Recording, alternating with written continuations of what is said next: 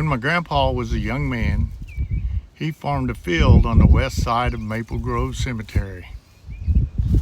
The cemetery was taken out of the northwest corner of the field. After they finished cutting wheat, there was a bunch of straw left on the fields that year. When they plowed the ground through the straw, it would plug up the plow, and the driver would have to stop the tractor and dig out the straw before they could go on.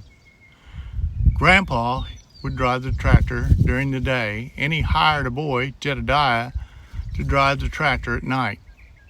The lights weren't like they are today. They had a light that faced the front and a light that faced the back. You could barely see right in front of you or behind the tractor. The lights would reflect back and forth on the gravestones. Grandpa said it was very eerie. It looked like people or things dancing around in the cemetery. Grandpa thought it would be fun if him and one of his nephews, Vernon, would get behind the tractor in the dark with sheets over them when the helpers stopped to dig out the straw by the cemetery. Jedediah would stop and pull the straw out, and they would stand behind the plow with sheets on. When Jedediah looked their way, they would lie down on the ground where they couldn't see him. Every round the tractor would stop beside the graveyard. They would continue to step out behind the plow and do this. Jedediah lived about 1.5 miles away, over a big hill. One time when they were standing up, they didn't get down in time. Jedediah knew what he had seen. He took off running for home.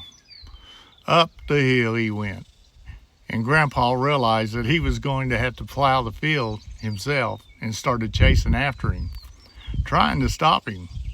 Grandpa realized chasing him only made him run faster. When they got far enough away from the tractor that Jedediah could hear him, he yelled out his name, "Jedediah, come back!" Granddad said it was the fastest he had ever seen a person run. Grandpa had been a track star himself in high school. The worker quickly disappeared over the hill.